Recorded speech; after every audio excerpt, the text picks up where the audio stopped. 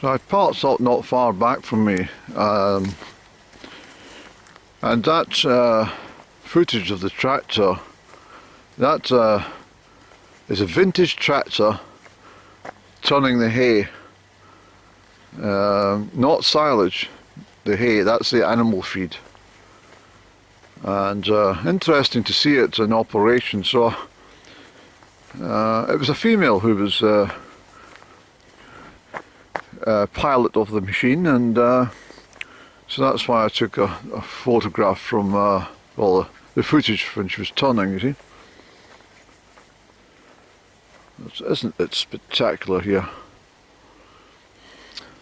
I think I tell you every single year that the sky changes a different colour when it comes into August, and it goes this very 1960s blue, a 1960s postcard blue colour. It never fails.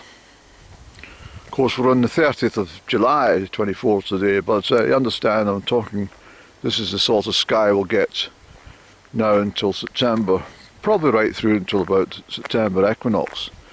We may not get it blue every day, but that's the sort of sky. It's all down to the angle of the sun.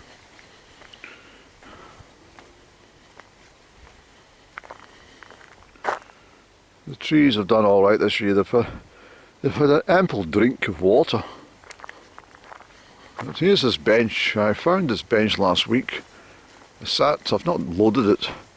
I just happened to pass and I thought, there's a Victorian bench, so I'm not going to repeat anything about the fact that I'm about to sit upon history. Although I did say that I felt the energies of the thousands upon thousands of people. Actually not thousands any. Probably very few have sat here over the century, over the last 150 years. It's such a isolated spot. But, what we're going to do is I came along here purposely to have a cigaretto. We're a bit shaded here, but I'm going to take a walk down by the trees, and we're going to head down towards the river just for something to do. So the breeze is picked up nicely and rather refreshing. But,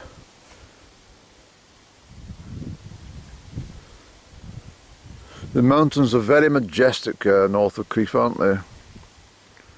And when you see them with the snow on the tops, it's unbelievable. It's so beautiful, and there's no point in the year which disappoints. I've said it again, I said often that the month of June, once everything turns green, it can be rather mundane just to look at green landscape. But now we're heading into August. The sun upon the landscape has started to turn all the grass is brown, and the bracken will start to fade, and eventually the russets and browns and oranges and all that of autumn will start to slowly introduce themselves to the coloured landscape, and it will become a huge tapestry of different colours, really appeasing to the eye. And if you get a splendid day in sort of late September, the 23rd of September, I'll always remember writing that.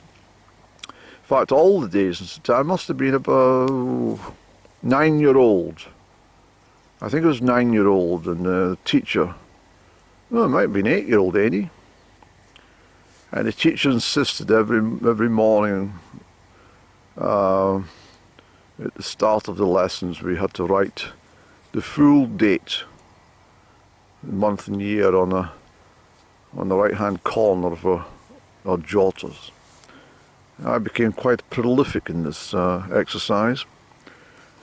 The 21st of September 1972, and the 22nd and the 23rd. I do remember writing it.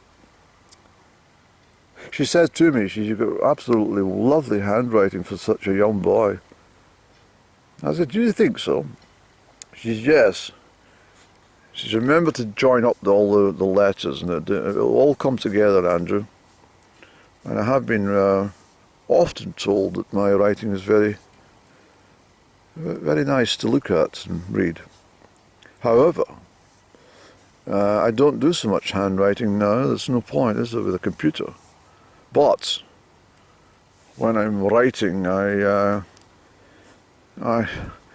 have to put my spectacles on, or my monocle, and I sit and I make sure that everything is absolutely as it should. And if it's not, I'll proofread it and then scrap one and start again and make sure it's absolutely correct grammar and the handwriting is flowing and all the T's and I's and all, crossed and dotted, etc. It's a marvellous life, isn't it? It really is. It's such a gift, Annie. So let's get a cigaretto. As I say, if you want to enjoy life, have a cigarette every so often. Want to make your own. Don't buy the chemically infused cigarettes, although there is chemicals in the ones that I smoke, but there's chemicals in the food, and there's chemicals in the water, and there's chemicals in the bloody atmosphere, and there's chemicals bloody everywhere, so, what's the cigarette over the chemicals? Get immune to it. You get immune to it, Danny. So welcome back. I'm starting out my walk. And the reason I'm walking on the tarmac is this is the produce of the Nationalist Greens idea to spend hundreds of millions of pounds of taxpayers' money on projects which only benefit a few people. So I'm taking benefit of it. And there's a walkway, a cycle track. And in this era of austerity, which in my mind has lasted my whole bloody life, well, certainly since the 2008 Lehman Brothers instigated crash and all these damn wars that we seem to be funding, there's nothing to do with us. The Nationalists decided when they came to power that they would spend hundreds of millions of pounds on these sort of tracks all over Scotland. You'll find them everywhere. And where people used to just jump on the bike or their horse or stretch their legs on a well-trodden footpath, they now make it tarmac at them. I'm not really complaining. I mean, it means you can walk in here in the winter, but if it's icy, then you're more likely to fall on your arse. Whereas if you're walking on the natural earth, well, as long as you avoid puddles, you won't fall if they're frozen. You understand me? So there's the sycamore. I think they call it the sycamore because it gets very sickly. You see the black spots, I think I mentioned this, that they are very prone to mould, and if they don't get enough sunlight they turn white, the leaves. But these ones are quite healthy actually. It's fabulous. I mean, I live over that way. Let me focus in a little bit. You can see how I'm sort of well placed to want to escape to the mountains quickly. And I've taken full advantage of everything that you see before you and explored. But I never stop exploring, and this is why I'm walking here today. Each day is a fun day. Each day I treat it as if I'm 10 years old, and I want to find new things to titillate me. And I'm never disappointed, to be honest. There's always something that catches my eye.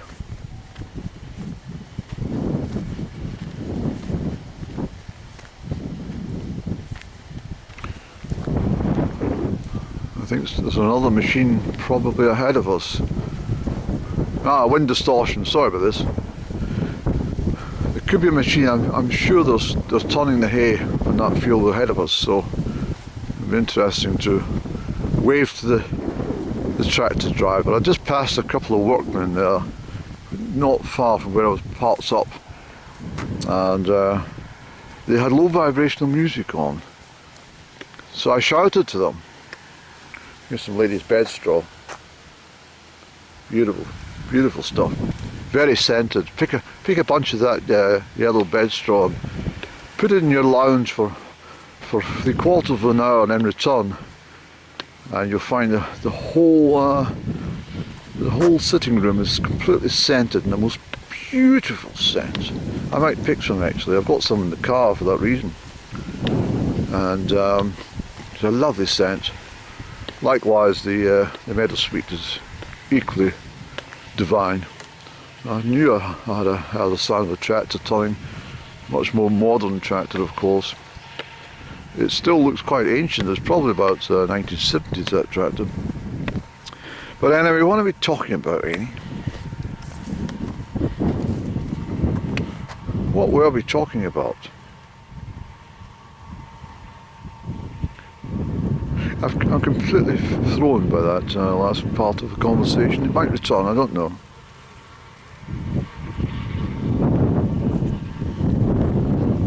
As that dreaded Himalayan balsam made its way into the countryside as well.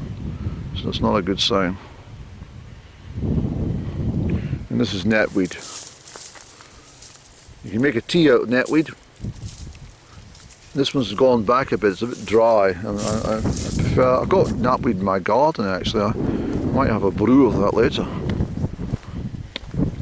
And look at the oxeye daisies and stuff, it's just wonderful. What was I talking about, Annie?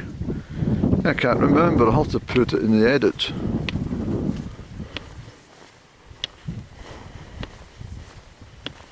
Yes,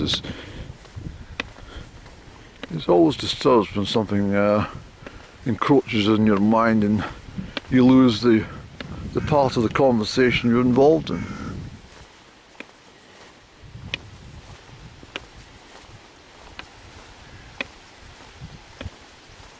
Anyway, we shan't dwell on that matter. We'll switch off a little while because the wind's going to distort anyway. Yes, I've not gone far. I remember what I was going to say. It was about these low vibrational workers. Well, they weren't low vibrational, but the music they listened to was low vibrational, so I presume they were low vibrational. And I shouted over to them, "You're best with Radio 3. He says, "What?" I says, "You're better with BBC Radio 3. He says, "That's a lot of shite." I said, "Oh, if you listen to lunchtime concert, it's very appealing." Told me to fuck off. And so I knew they were low vibrational after all. Look, BBC Radio 3 much better than Classic FM. Classic FM I think is terrible for interruptions with bloody adverts. This is corn flour, ain't he? This is corn flour in its raw state. It's gone back a little because of the... Am I recording? Can't see. It's gone back. It should be a deeper blue than this one. It's different, maybe a different because of soil conditions. As I say, like the hydrangea, they require different types of soil for different colours. So you get red, you get blue, deep blue, and you get this pinky sort of lilac colour. Am I recording, Annie? I can't damn see you, this camera. I think I am. I think I am, Annie. Look at that, isn't that wonderful? What a sight for late July. Oh, I'd love to be rolling about in there.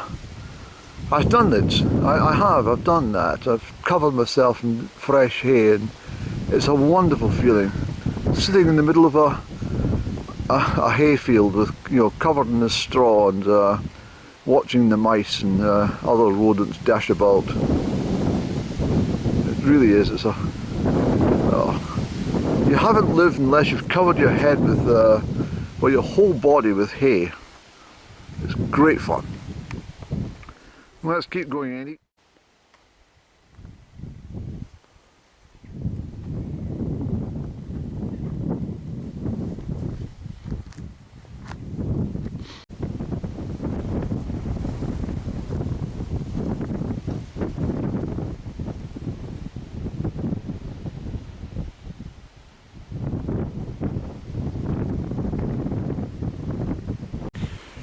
Now, if you take the seeds of the docking,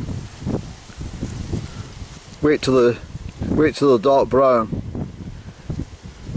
Wait till they should just come straight out, and you should have a handful of them. They're about another month to go. But if you take the seed of the docking and you put that in your porridge, or in soups or stews or anything you want, adds a lot of fibre, and it's full of vitamins. Full of vitamins and minerals, Annie. Yes, we'll keep a check on you and we'll come back when you're a bit dried off. Yes. And the milk thistle at the back, that makes a good brew as well. I love it. I don't like the clinical path, you know. I mean, I understand that they want to bring access for lots and lots of different people into the countryside. I do understand it. I mean, wheelchair users, prams and bikes and buggies and all sorts, you know. So I understand the logic, but the costs. The cost of doing this is absolutely phenomenal.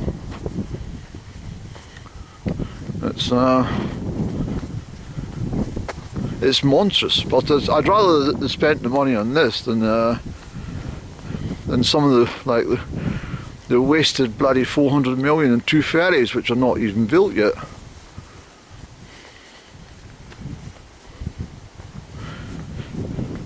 I'd like to see Holyrood completely closed down. I would. In 2026, for example, when we have the Holyrood elections in Scotland, if there's another Labour landslide in Scotland, as it was in the UK elections just recently, it's pointless having a seat of power in London and Edinburgh for the same bloody party. So I think they should close it down. It's cost us too much money. And bloody, they don't do anything anyway. Let's not spoil a beautiful afternoon, Andy, thinking about bloody these buffoons in Parliament, please. This is these thistle heads here. In the autumn, well, in September, they turn completely white, and they've got a gorgeous scent. If you pick them just now, they're beautifully scented. You make yourself a nice cup of tea out of this lot. But if you collect enough of these and dry them off, they make excellent kindling as well. Just a quick spark of a light, and that will start to glow and get it into fire. And there's so much. I mean, all our ancestors knew all about these things. I mean, they spent endless days just experimenting. Look at the nettle here, Annie. I mean, this here as well. You could not get anything more nutritious in the world than nettle seeds. If you wait till they're gone a bit silvery, and if you dry them off properly, inside each of these seeds is a little white speck, and that's what you want. It's a white speck. It's a superfood. It's crammed with everything you need to survive. You don't need to go to the supermarket. All you need to do is go for a damn walk. But be ready and be prepared, because nothing lasts very long once the frosts come. Isn't that a marvellous sight? It really is. Let's have a seat, Annie. Can you see now why I totally dislike these pylons coming through Strathearn? And it's Tudlem over there, but we got up to the loft turret basin at the very back, and we can't see it clearly because of the damn metal structures. I mean, they should have known that Strathearn's a very beautiful place. Why the hell did they have to put it through here? They could have put it underground. I don't know why they had to bloody do this. Oh, stop moaning, Annie, please. For goodness sake, get on with your walk and enjoy it, will you? Hello, George. Nice afternoon, George. Probably doesn't recognise me. He's not got his spectacles on. I think he's rather short-sighted, that chap.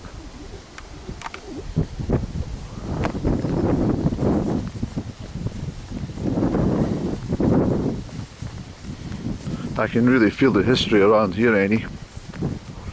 Something very, very nice about here. I like it.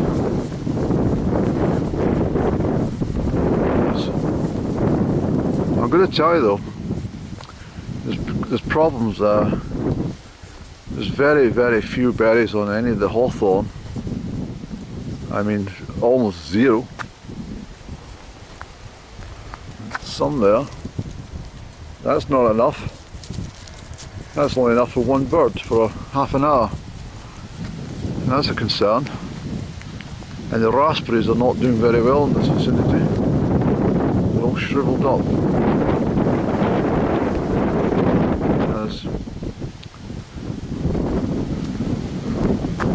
In actual fact, I don't know if you hear me in the camera, but what I need to do is I need to slice the hawthorn in half and try and get growth coming back up from the base. I think we're struggling with a lot of our fruits for autumn, Andy.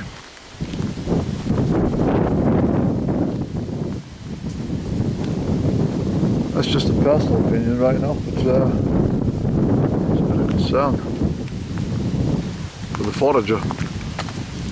You see, the raspberries are not developed properly. It's just been too cloudy. There's not been enough sunshine for these little creatures, these little berries. I'll try one for sweetness. See what it's like.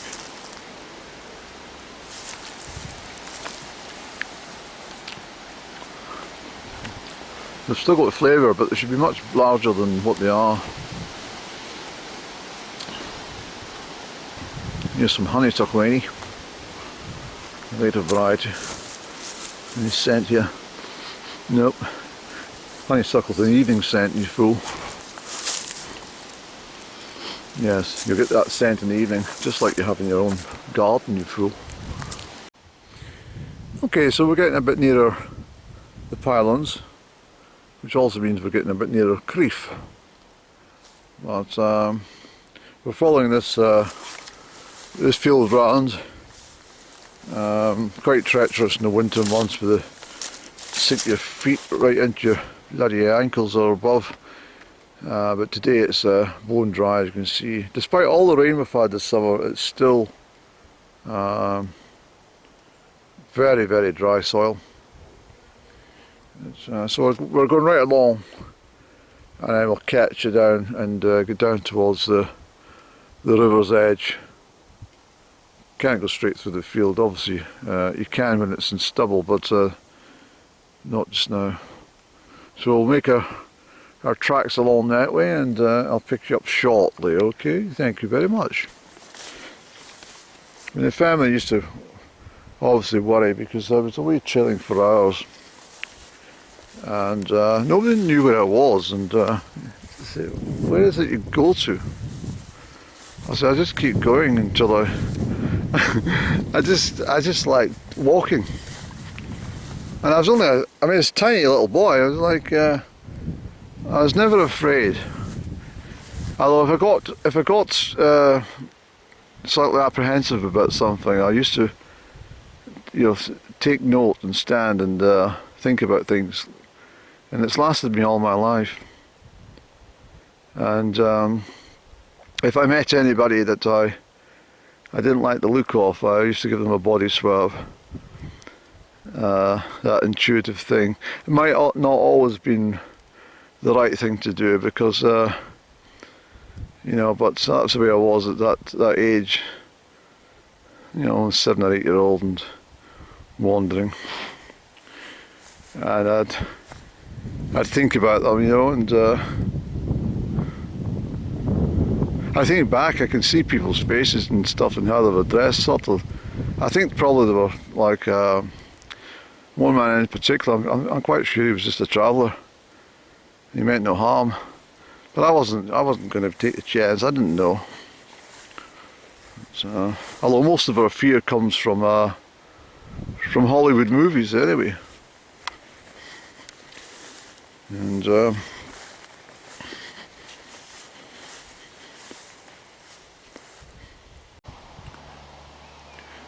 so I've now reached the River Arn and the deep pools here, very deep indeed.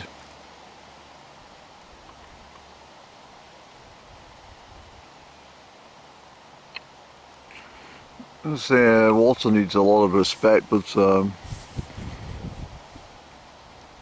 I think I understood from a very early age that there was an additional power apart from herself. I think I understood this quite early, because when I was out and about, I always made it home. You know, I was never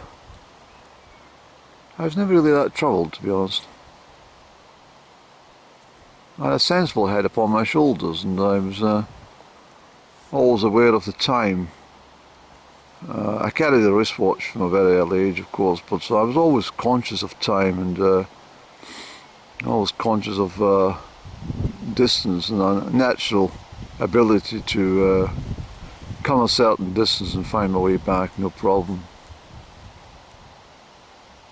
I wouldn't have been in this bank of the river. This is the south side. I would have been on the other side, and to the point where somewhere over that way would be my probably my maximum distance, a mile and a half from Pittenteen, Pitahar, down, follow the track and follow the east side, the northeast side of the river, for as far as it could go.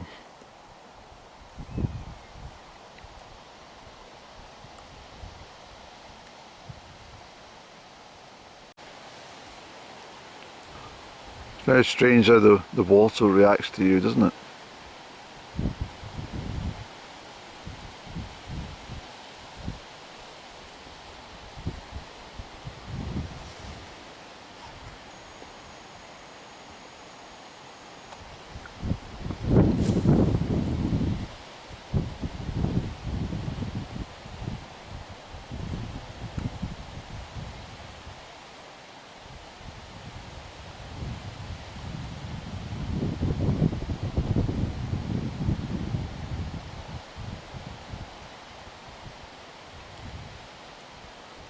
Did we catch that fish jumping any?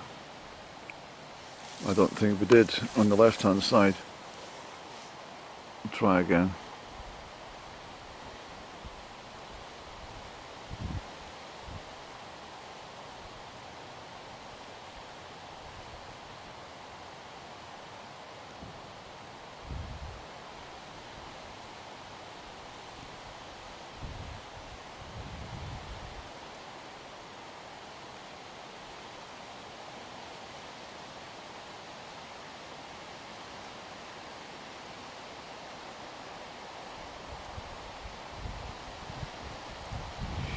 You can see how Moni managed to master ever so slightly the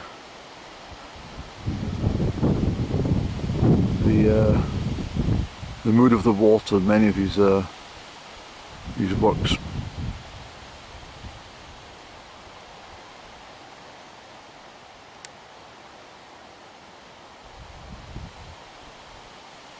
I think that fish caught what it was looking for and it's decided against showing face, but I think we might have got it on the left hand side, I don't know.